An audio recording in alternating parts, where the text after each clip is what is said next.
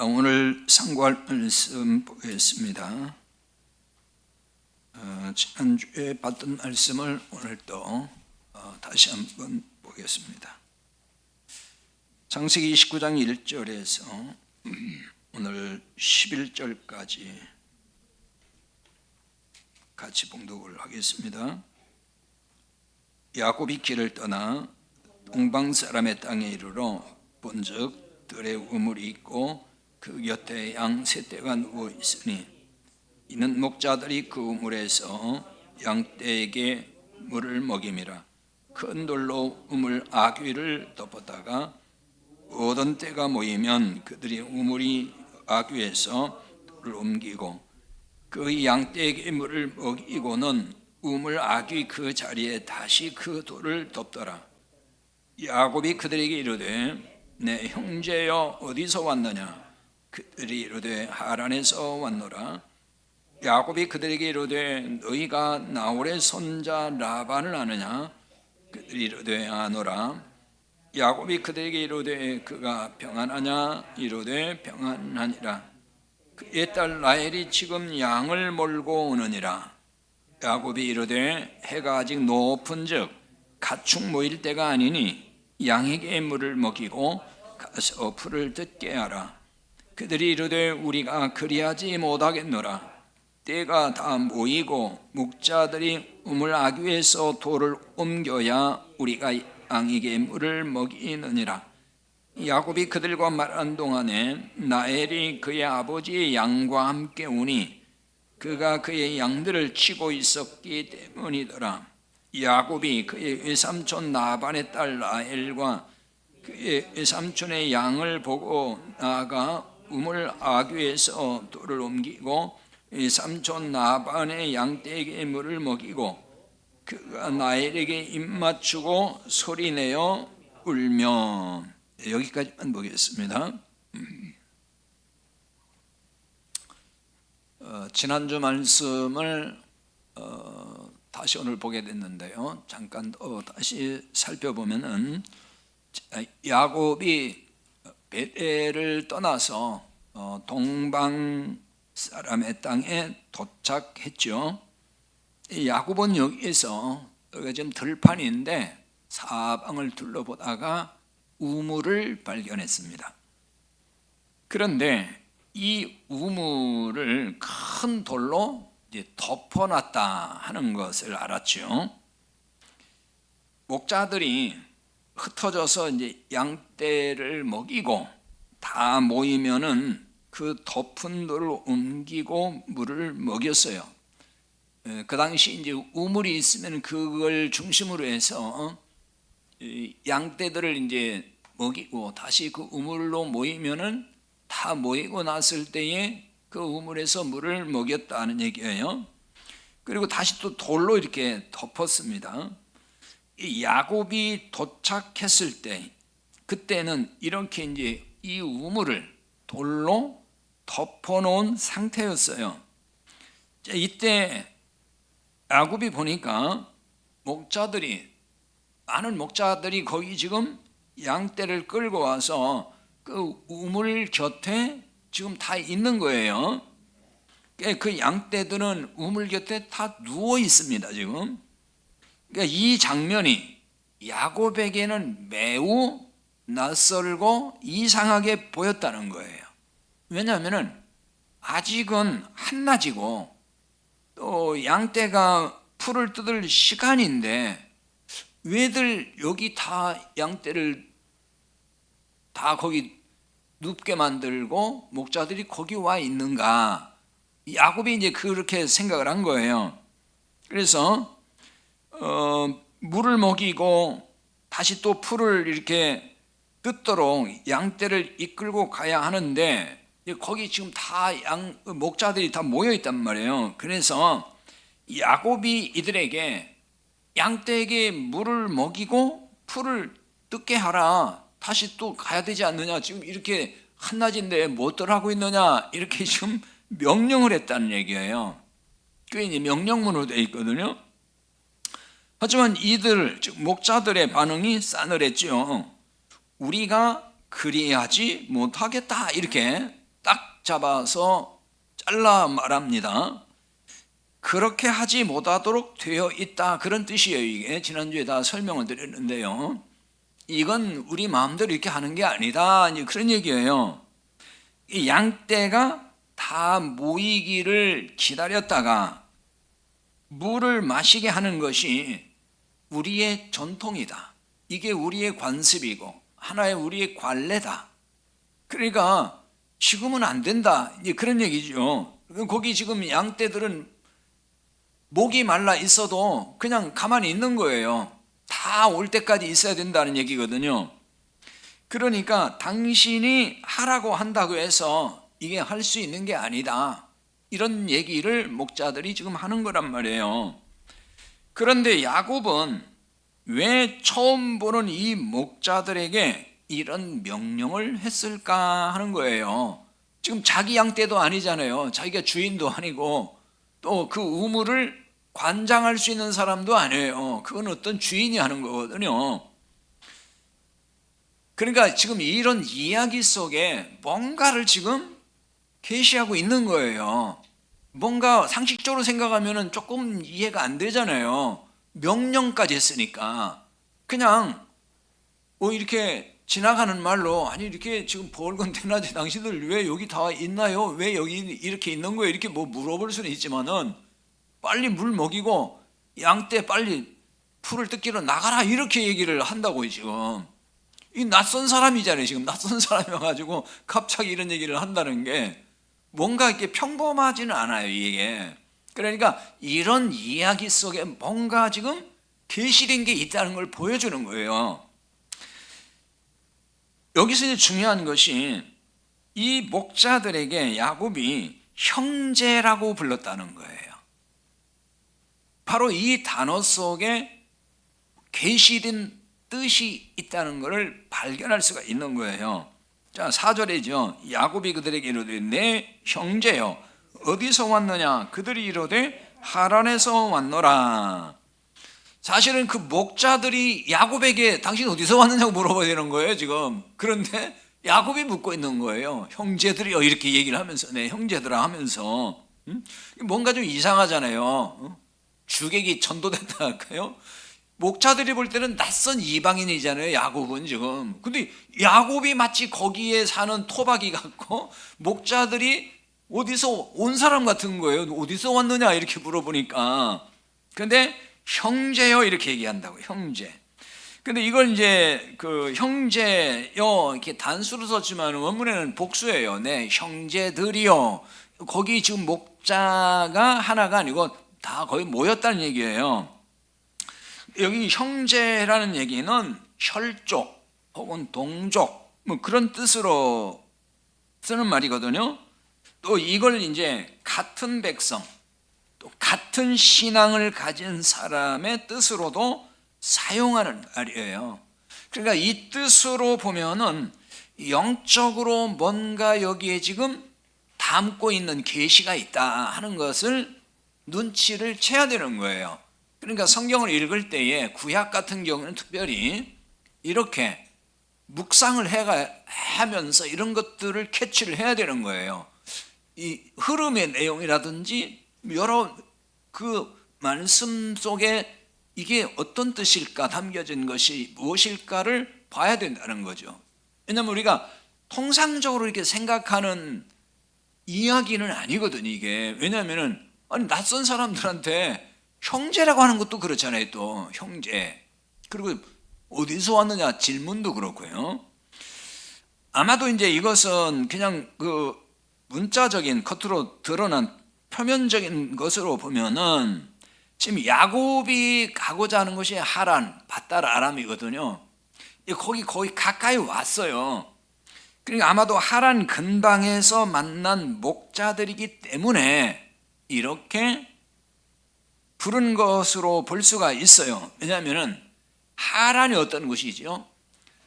야곱의 할아버지죠. 그러니까 할아버지 아브라함이 갈대아 우르를 떠나서 하란에서 좀 머물다 지체하다가 가나안으로 왔어요. 그 이미 다 우리가 앞에서 살펴본 내용인데, 그러니까 거기에 아브라함의 혈족들이 남아 있다 하는 것을 보여주는 거거든요.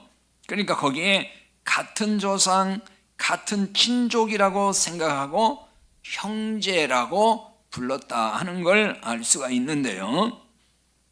또 그 당시에는 지금도 그렇다는 얘기도 있어요. 중동의 유목민들은 서로를 향해서 형제라고 부르는 관습도 있다는 거예요. 아마 이런 것들이 이제 복합적으로 야곱이 이들에게 형제라고 불렀다라고 이제 볼 수 있는데, 그러나 이보다는 더 깊은 의미가 있다는 얘기예요. 야곱이 이들을 형제라고 불렀다는 것은 그러니까 뭘 계시하는 걸까 하는 건데요. 자, 야곱은 예수 그리스도를 모형으로 보여준다고 이미 앞에서 다 설명을 드렸습니다. 따라서 야곱이 지금 형제라고 부른다고 하는 것은 예수님의 형제라는 것을 계시하고 있다는 거예요. 야곱이 이들에게 형제라고 부른다 하는 것은, 자, 야곱은 예수님의 모형이니까 그러면 예수님이 형제라고 지금 부르고 있다, 그 얘기인 거거든요. 목자들에게 그렇게 얘기하고 있잖아요. 목자들에게. 여기 나오는 목자들은 그리스도 예수님의 형제들 모형이라는 말이 되는 거예요. 여기 목자들이. 신약에서는 예수님의 제자들을 예수님의 형제라고도 부르거든요. 마태복음 28장 10절을 적어놨어요. 읽어볼까요? 이에 예수께서 이르시되 무서워하지 말라, 가서 내 형제들에게 갈릴리로 가라. 거기서 나를 보리라. 이 말씀은 예수님이 이제 부활하신 이후의 이야기인데요. 예수님의 그 무덤 앞에 그 막달라 마리아 또 다른 마리아 여인들이 찾아갔거든요. 확인해 보려고 어떻게 됐는지. 그랬더니 무덤 문이 열려 있어요. 천사가 나타났어요. 막 울고 있으니까 왜 우냐, 예수님 부활했다 이 소식을 알려주고 빨리 가서 제자들에게 부활의 소식을 알려라 해서 지금 이 여인들이 막 가고 있는데 부활하신 예수님이 딱 나타난 거예요. 그러면서 무서워하지 말라 하시면서 뭐라고 하냐면 내 형제들에게 가서, 내 형제들에게 갈릴리로 가라 하라.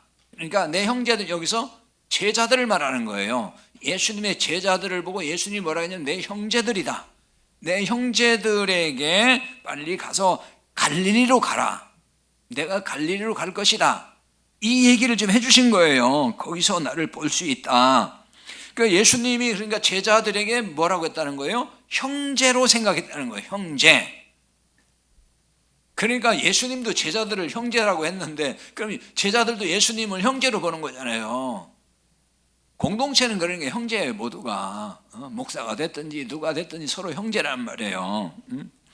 자, 예수님은 제자인 베드로에게 내 양을 먹이라 치라 이렇게 말씀을 해요. 요한복음 21장 15절 17절인데요.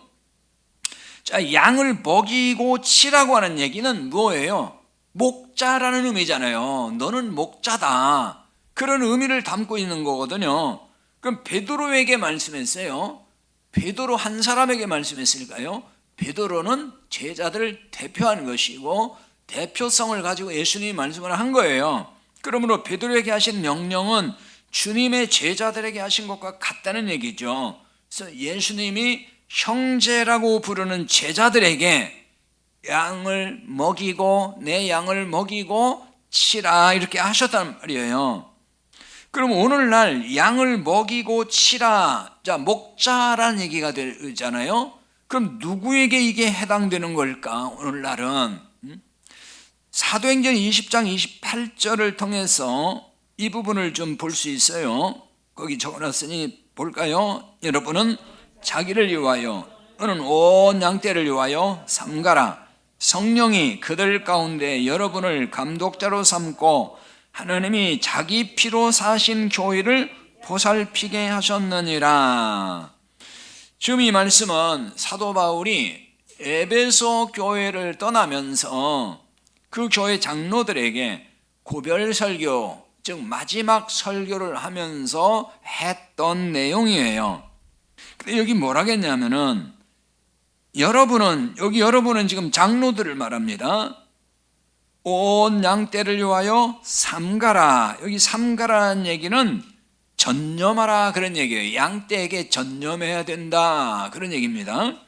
성령이 그들 가운데 여러분을 감독자로 삼고 하나님이 자기 피로 사신 교회를 보살피게 하셨다. 여기 보살피게 했다 번역을 이렇게 해놨지만은 헬라어에 이건 포이마이노, 그래서 양을 친다 그런 뜻이에요. 이게 그런 단어예요. 이게 양을 치라고 했다는 거예요. 바울이 에베소 교회 장로들에게 했던 말이거든요. 그러니까 양떼를 치는 목자로 삼았다. 그게 누구라는 거예요? 장로라는 겁니다. 장로.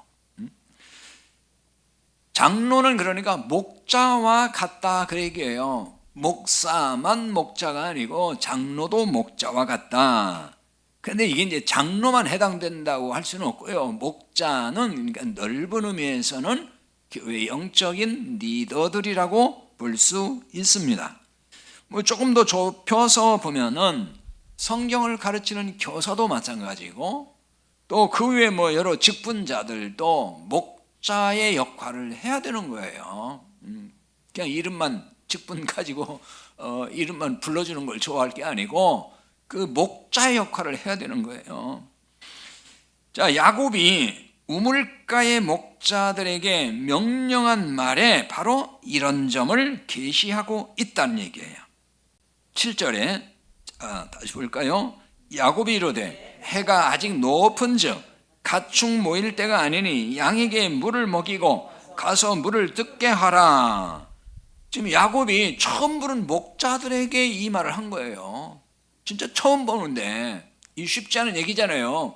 그러니까 이런 이야기의 지금 스토리가 전체가 뭔가 특별하게 지금 계시해 주는 말씀이란 뜻을 보여주는 거예요. 그러니까 지금 야곱이 한 얘기가 이거잖아요. 아직 한낮인데 왜 양떼를 여기 끌고 와서 여기 양떼를 다 눕혀놓고 또 당신들 목자들 너희는 왜 우물가에 앉아있느냐, 이런 얘기거든요. 그러니까 양떼들에게 지금이라도 물 먹이고 빨리 풀을 뜯도록 빨리 가라, 이렇게 명령을 했어요. 그러니까 지금 이거는 야곱이 할 수 있는 명령이 아니란 말이에요. 그러니까 뭘 계시하는 거예요? 야곱은 지금 예수님을 계시해 주고 있다, 모형으로. 예수님이라 이런 말씀을 할 수 있는 거지 어떻게 야곱이 낯선 사람들한테 이렇게 막 명령을 하냐고요. 못하지. 그런데 이 목자들이 어떻게 반응을 했어요? 관례, 전통을 이유로 거부했다는 거예요. 그러니까 지난주에 이제 이 부분 다 설명드렸어요. 이런 건 뭘 의미하는 거라고 했죠? 사람의 계명을 따르는 것과 같다. 지난주에 살펴봤습니다. 목자들이, 즉 목회자들이죠, 사람의 계명을 따르기 때문에 주님의 양인 신자들을 기갈에 빠뜨린다는 거예요. 사람의 계명을 따르니까.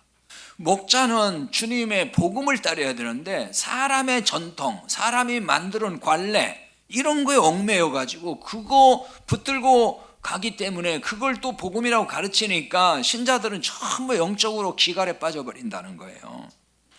생명의 떡과 생수의 복음을 양식으로 공급하지 않는다는 얘기죠. 사람 전통, 사람 계명에 매여 가지고 또 거짓 복음을 생명의 떡과 생수라고 하면서 그걸 또 신자들에게 영의 양식이라고 공급을 하고 있다는 얘기예요. 결국은 어떻게 돼요? 그러니까 신자들이 영적으로 허기지게 되고 늘 갈증을 느낄 수밖에 없는 거죠. 자, 또는 이제 언뜻 보면은 복음인 것 같이 보여요. 복음으로 보일 수가 있어요. 복음인 것 같지만 실상은 거짓 복음, 오염된 복음, 뭔가 섞였어요. 잔뜩. 그걸 양식이라고 준다는 거예요. 복음을 말하는 것 같은데 교묘하게 그 속에 율법과 기복신앙을 섞어가지고 그걸 복음이라고 신자들에게 준다, 그 얘기입니다. 그 신자들은 진짜 복음인 줄 알고 받아먹잖아요. 왜냐하면 정확하게 복음에 대해 눈이 안 열리면은 이게 복음인지 율법인지 잘 몰라요. 또 섞어버리면 더군다나 몰라요. 그게 복음인 줄 아는 거예요, 전부 다. 그러니까 그거를 다 양식으로 받아들인단 말이에요. 그걸 믿는다는 얘기잖아요. 결국은 어떻게 될까요? 병 들어가는 거예요. 그게 영적으로. 본인은 몰라요, 그거를. 많은 교인이, 지금 한국교회 많은 교인이 율법주의, 기복주의 신앙으로 만성 고질병에 걸려 있어요. 몰라요, 그거를. 자기는 다 지금 잘 믿고 있다고 생각을 해요. 이게 지금 문제라는 거예요. 근데 그 병적 증상들이 자꾸 나타나거든요, 보면은. 그런 얘기를 하면은 또 굉장히 싫어하죠. 굉장히 싫어해요. 공격한다고, 비난한다고, 자기들. 그 병 증세라고 얘기해 주면은 그걸 왜 못 받아들이고 싫어한단 말이에요. 나는 건강하다고 생각하기 때문에 그런 거예요. 또 이제 복음을 듣고 뭔가 고쳐지는 것 같다가도 재발을 잘해요. 고질병이에요, 고질병. 뭔가 알아듣는 것 같은데 보면은 또 마찬가지 돼버려요, 그러면은. 이게 참 어려워요. 특히 왜 그런 줄 아세요? 자, 여기서 실컷 복음의 말씀을 전해줬어요. 들었어. 들을 땐 알아들었어요. 깨달았어요. 집에 가서는 율법주의 설교를 계속 또 들어요. TV 켜놓고. 그거 좋다고. 그러니까 또 그게 쏙 들어버리니까 또 마찬가지 그쪽으로 가버리는 거예요. 그러니까 그게 고질병이지 뭐예요. 고쳐지지도 않고 자꾸 재발하는 것과 똑같은 거예요. 자, 주님이 바라시는 목자는 어떤 목자일까요? 나해를 통해서 주님이 바라시는 목자상을 볼 수가 있어요. 9절인데요. 9절 볼까요? 야곱이 그들과 말하는 동안에 나헬이 그의 아버지의 양과 함께 오니 그가 그의 양들을 치고 있었기 때문이더라. 여기 양들을 치고 있었다, 양을 친다, 이 말은 어떤 뜻이냐면요, 지난주에도 잠깐 소개했던 말인데 풀을 뜯긴다 하는 말과 더불어 사귄다는 뜻이 있어요. 혹은 친구가 된다, 그런 뜻입니다. 이게 주님이 바라는 목자상이라는 걸 알 수가 있어요. 양과 뭐가 되는 거예요? 양과 친구가 되는 거. 그게 주님이 바라시는 목자상이에요. 목회자상이에요. 근데 여기 양을 친다, 이 말은 원문에서 이 말은 능동형, 능동분사형으로 되어 있거든요. 이건 무슨 얘기냐면은 양 치는 일이 나헬에게 그날 한 번 한 게 아니고 계속 해오던 일상이었다는 얘기예요, 이게. 나헬이 여자잖아요. 보통 남자들이 하는데, 그러니까 여자니까 아마 그날 뭐 일손이 부족해서 양치러 한번 나갔다 그런 얘기가 아니고 계속 일상적으로 이렇게 목자의 일을 했다는 거예요. 그런데 친구가 되어 했다는, 양의 친구가 되어서 목자의 일을 감당했다는 뜻을 담고 있는 것입니다. 그러니까 양을 이렇게 그냥 관리만 해준 게 아니고 친구가 되었다는 거예요. 그 다음에 능동형이라 그랬잖아요. 이 말은 그러니까 무슨 얘기냐면 아버지의 권유라든지 또 명령 때문에 그냥 어쩔 수 없이 수동적으로 한 게 아니고 능동적으로 했다는 거예요, 이 일을. 그 능동적으로 했다는 얘기는 기쁨으로 했다는 얘기잖아요. 즐거움으로 했다, 그런 얘기예요. 주의 일은 이렇게 하는 거예요. 기쁨으로 하는 거고 즐거움으로 해야 돼요. 눈치 봐서 그냥 뭐 안 하면은 또 뭐 눈치 보이니까 어떻게 그냥 억지로 하면은 얼굴에 나타나요. 기쁨이 없어, 얼굴에. 하면서도 불평불만이 더 많고. 그게 이제 수동적으로 하는 거거든요. 자기는 장로인데, 권사인데, 집사인데 안 할 수도 없고 안 하면 눈치 보이고. 그러니까 억지로 하면은 얼마나 힘들겠냐고요. 그럴 바에는 안 하는 게 나아요. 네. 기쁨으로 해야 된다. 감사함으로 해야 된다. 그런데요, 여기 이제 재밌는 게 있어요. 나헬이라는 사람, 이 여인의 이름의 뜻이 뭐냐면 암양이에요. 암양. 양이란 뜻이 양. 이름의 뜻이 양이에요. 나헬의 이름이 암시하듯이 나헬은 양의 친구로 지냈다는 걸 보여줍니다. 이게 무슨 얘기겠어요? 양이라는 얘기는 사람이 양이 될 수가 없잖아요. 근데 양이 되어서 양의 자리로 내려가서 양과 함께하며 살았다 하는 하나의 상징적 의미인 거예요. 그러니까 이게 진짜 목자라는 얘기죠. 진짜 목자상이라는 거예요, 이게. 그러니까 이게 바로 예수님이 우리에게 보여주신 모습이고 참 목자상이라는 거예요. 왜냐하면 예수님도 아까 말씀드렸죠. 제자들에게도 친구라고 했어요. 우리의 친구로 오셨어요, 예수님이. 요한복음 15장 14절 15절 적어놨는데요. 같이 볼까요? 너희는 내가 명하는 대로 행하면 곧 나의 친구라. 이제부터는 너희를 종이라 하지 아니하리니 종은 주인이 하는 걸 알지 못함이라. 너희를 친구라 하였노니 내가 내 아버지께 들은 것을 다 너희에게 알게 하였음이라.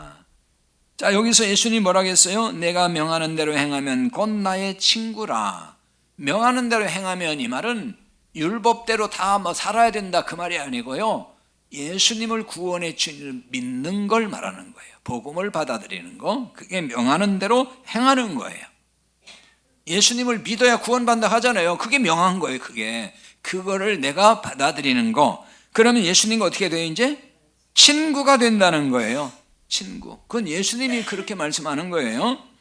그래서 이제부터 너희를 종이라고 하지 않겠다. 종은 주인이 하는 걸 알지 못한다. 친구라고 한다. 그러므로 내 아버지께 들은 걸 다 너희에게 알게 해주겠다. 그러니까 예수님이 우리와 친구가 되어서 우리에게 늘 필요한 것들을 알려준다. 하나님의 뜻을 알게 해준다는 거예요.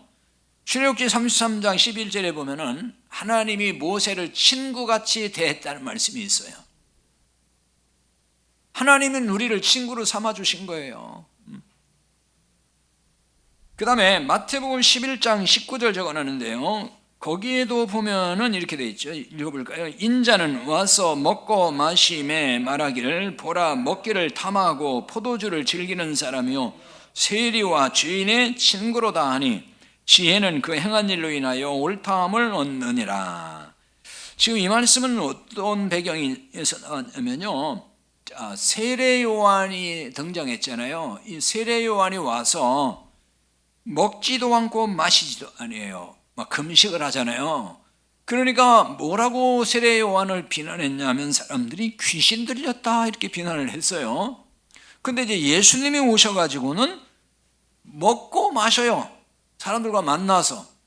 그것도 사람들이 죄인이라고 하는 그 존재들, 세리, 또 때로는 그 창기들, 그런 사람들, 그 죄인의 친구라고 사람들이 이걸 좋은 뜻에서 말한 건 아니에요. 그 당시 예수님에 대해서 세리와 죄인의 친구라고 한 얘기는 좋은 뜻에서 한 건 아니에요. 그러나 아무튼 그들 눈에도 예수님은 죄인의 친구로 보였다.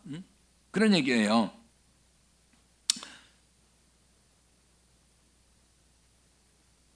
지혜는 그 행한 일로 인해서 옳다함을 얻는다. 여기 지혜는 의인화시킨 거예요. 이 지혜라는 이 용어를 예수님을 말하는 거예요. 사실은 예수님의 행한 일로 인해서 옳다함을 얻는다. 옳다함은 의롭다는 얘기예요. 예수님은 행한 일을 통해서 의롭게 된다. 의롭다함을 보여준다 하는 거죠. 그러니까 사람들이 뭐 죄인의 친구, 죄인이라고 해서 죄인 되는 건 아니다는 얘기예요. 자, 죄인의 친구가 되신 것은 무슨 뜻이겠어요? 죄인의 자리로 내려오신 것, 죄인과 같이 되는 것, 그런 얘기예요. 빌립보서 2장 6절 7절 읽어봅니다. 그는 근본 하나님의 본체시나 하나님과 동등됨을 취할 것으로 여기지 아니하시고 오히려 자기를 비워 종의 형체를 가지사 사람들과 같이 되셨고. 자, 예수님은 하나님과 본체신데 동등됨을 취하지 아니하시고 오히려 자기를 비웠다 그랬죠. 여기 비웠다 하는 얘기는 어떤 뜻이냐 하면은 이 파멸시킨다 그런 뜻이에요. 이게 멸망. 그러니까 죽음이란 말이에요. 죽음.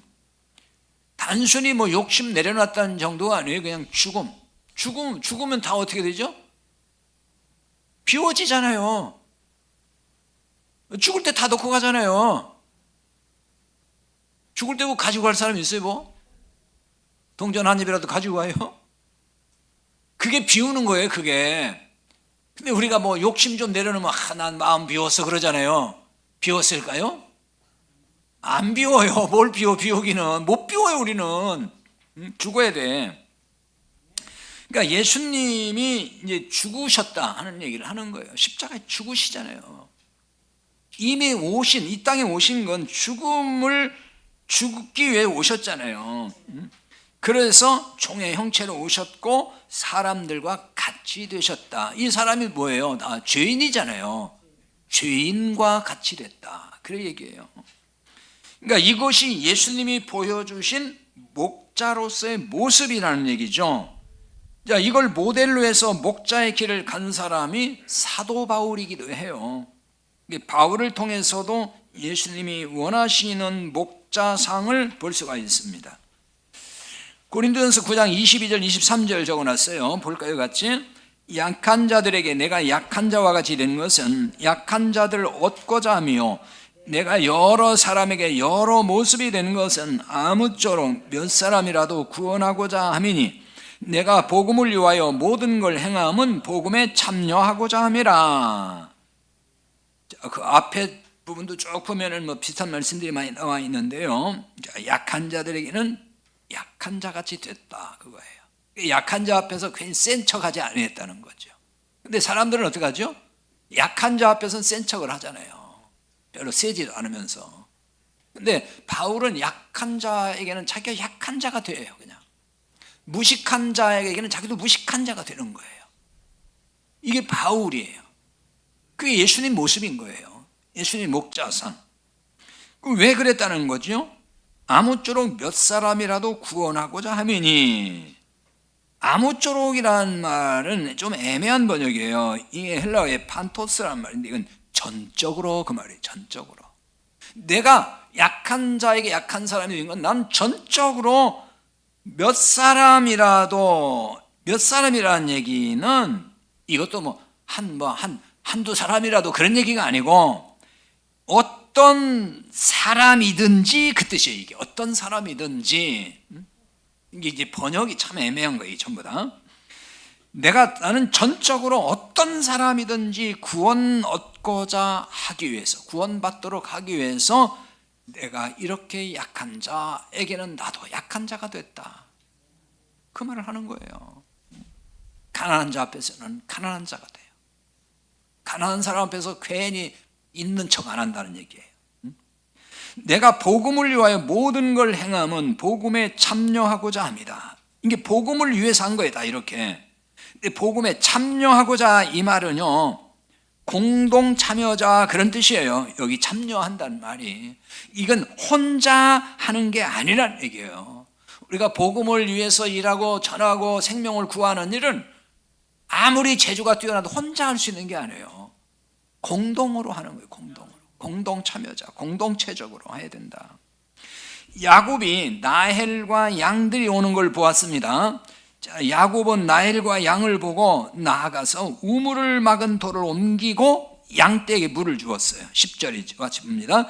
야곱이 그의 외삼촌 나반의 딸 나헬과 그의 외삼촌의 양을 보고 나아가 우물 아귀에서 돌을 옮기고 외삼촌 나반의 양떼에게 물을 먹이고. 자, 여기서 지금 야곱이 먼저 무엇을 했는지 보여주는 거죠. 먼저 뭘 했냐면은, 자, 라헬과 인사하는 일이 먼저 아니에요. 지금 양떼가 오니까 우물 막은 돌을 야곱이 얼른 옮기고 원래 야곱이 이렇게 할 수 있는 권한이 없어요. 그런데 야곱이 자기가 할 수 있는 사람인 것처럼 해버린 거예요. 그러니까 이게 좀 특이한 거예요. 그러니까 야곱이 뭐라고요? 예수님을 모형하는 거란 말이에요. 예수님이 이렇게 한단 말이에요. 돌을 옮기고 그리고 양떼에게 물을 먹였어요. 이거 목자들이 할 일을 예수님 그냥 해버린 거잖아요. 그 다음에 나일과 인사를 나눴다는 얘기예요. 자, 이런 상황에서, 이런 경우에 여러분이 지금 야곱이었다면 이 상황에 우리라면 어떻게 했을까요? 인사부터 하지. 양떼 뭐 물 주고 뭐 이거 관심이나 가져요. 이건 이따 주면 되니까. 양들이야 뭐 목이 마르든 안 마르든 이따 물 주면 되는 거고. 나일이 오니까 아이고 뭐 나일하고 내가 누구다고 네가 누구냐 뭐 이러면서 막 얼마나 막 인사를 나누고 반갑게 하고 막 한참 막 수다를 떨고 할 거 아닙니까? 그리고 나서 아이고 양떼 물 줘야 되는데 이렇게 된단 말이에요. 근데 지금 야곱은 그거는 뒤, 먼저는 양떼에게 물을 붓어줬다. 이게 굉장히 중요한 포인트예요. 여기서 야곱은 지금 말씀드린 예수님 모형이라고 그랬죠. 그러니까 우물을 막은 돌을 옮겨놨어요. 이 돌이 뭐라고 해서 율법을 상징한다 그랬죠. 그러니까 우물은 복음이에요. 이 복음을 돌로 막아버렸어요. 율법으로. 그러니까 이 율법의 돌을 옮겨서 복음을 드러낸 분이 누구라고요? 예수님이라는 거잖아요. 이렇게 보면 예수님은 우선순위가 무엇이었는지를 보여주는 거예요. 그게 뭐예요? 양떼에게 물을 먹이시는 일이 우선순위 1번이라는 거예요. 그걸 맨 먼저 하고 있다는 거예요. 그러니까 생수의 복음을 주는 일보다 우선할 일은 없다 그 얘기예요. 예수님은 이렇게 복음 전한 일에 우선순위를 둔 목회자 상을 원하신다. 그런 목회자를 원한다는 거예요. 근데 이제 우리 한국교회 현대 목회자들의 지금 문제가 뭐냐면요. 너무 바빠요. 너무 밖으로 돌아다녀요. 너무 바빠.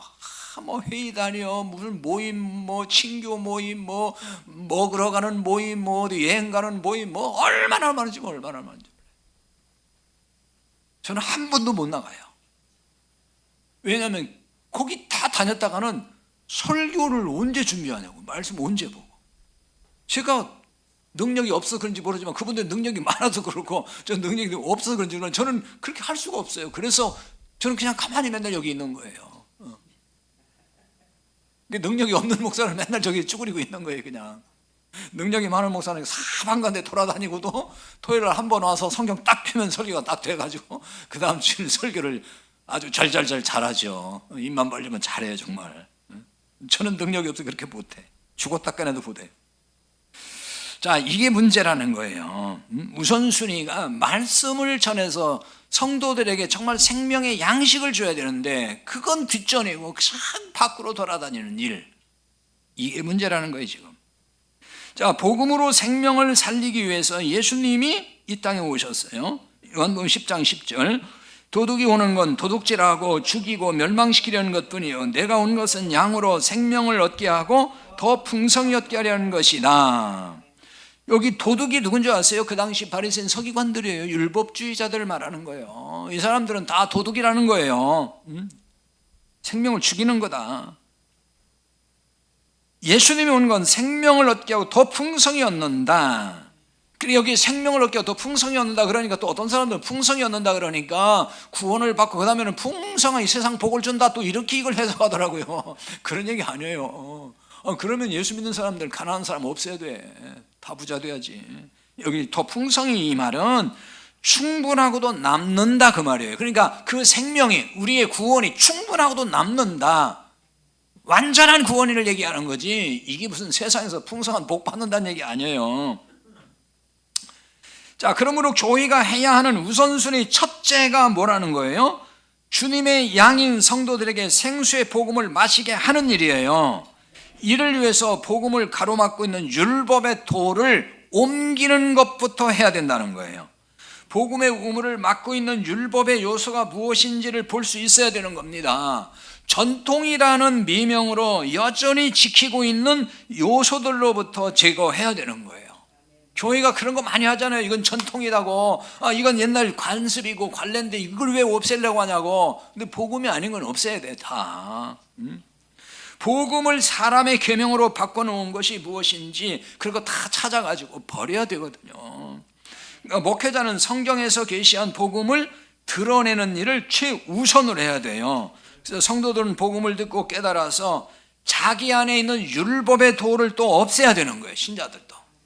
그래야 비로소 복음의 생수를 진짜 생수로 알고 마실 수가 있단 말입니다. 그러니까 율법의 도를로 이게 다 막혀가지고 복음을 깨닫지 못하면은요, 이게 복음이라고 주어도 그걸 율법으로 받아버려요. 이게 답답한 거예요, 저는. 복음이라고 알려주는데 듣는 사람은 율법으로 받아버리더라, 그 얘기예요. 그러니까 자, 성경은 복음이잖아요, 모든 게. 근데 사람들은 지금 성경을 율법으로 그냥 받아버리잖아요. 그 내가 뭔가 열심히 해야 될 율법으로 읽고 있단 말이에요, 성경을. 그러니까 복음적인 설교를 해도 복음을 못 알아들으니까 그 율법의 돌로 다 막혀가지고 그걸 율법으로 그냥 받아버려요. 이게 답답한 거예요, 아주. 그러니까 이런 신자는 생명을 얻을 수도 없고 풍성한 영적 삶을 누리지 못해요. 늘 율법의 무거운 짐을 지고 영적 기갈 속에 살 수밖에 없다는 거예요. 자, 야곱이 양떼에게 물을 먹이고 라헬과 이제 드디어 인사를 합니다. 그런데 그 인사하는 그 첫 만남이 예사롭지 않아요. 11절에 보면 뭐라겠죠? 그가 라헬에게 입 맞추고 소리내어 울며. 아니 뭐 입 맞추고 뭐 반갑게 하는 건 모르겠는데 왜 울긴 또 왜 우냐고 여기서. 자, 입 맞추고라는 얘기 성경에 참 종종 나오는 말이에요. 입 맞추는 거. 나샤크라고 합니다. 시브리 말로. 이거는 합친다, 그런 합친다. 또 무엇으로 취급한다, 뭐 이런 뜻이 있습니다. 그러니까 입맞춤은 고대 근동에서 이게 보편적 인습이기도 해요. 지금도 왜 서양 사람들 관습은 뭐 입술로 입술을 입맞추는 거 아니지만 볼에다가 입맞춤을 하잖아요. 이게 다 성경에서 나온 거예요. 이게 전부 다 그들의 인사법. 우리 한국 사람들은 그거 못 하잖아요. 큰일 난 줄 알잖아요. 그러니까 서양 사람들이 한국 사람 와가지고서 막 끌어안고 막 이렇게 하면 한국 사람들은 막 어색해가지고 막 이렇게 막 뒤로 자빠지려고 하죠. 근데 이게 성경에 나온 거예요, 다. 근데 여기 입맞춤은 특별한 의미를 지니는 거예요. 그러니까 부모나 아내, 형제에게 입맞춤한 거예요. 여기서는 여기 입맞춤은 그러니까 단순히 볼에다 한 게 아니에요, 이게 지금. 사랑한다는 표현이라는 거예요, 이게. 그러니까 여기서 야곱이 라헬과 입맞췄다는 건 뭘 의미할까 하는 건데요. 이거는 야곱과 라헬이 합친다는 것, 그래서 결혼하게 된다는 뜻을 보여주는 거예요. 그러니까 실제로 이제 결혼하잖아요. 나중에 이제 다 나올 얘기지만은 야곱의 아내가 되잖아요. 그러니까 여기에 뭘 보여준 거예요? 예고편을 보여준 거예요, 지금. 드라마 보면 예고편이 항상 있잖아요. 예고편이 이게 지금. 이게 영적으로 그럼 뭘 계시하는 걸까요? 이거는 예수님이 남편이고 교회, 성도가 예수님의 아내가 된다 하는 거예요. 이걸 계시하는 거예요, 지금.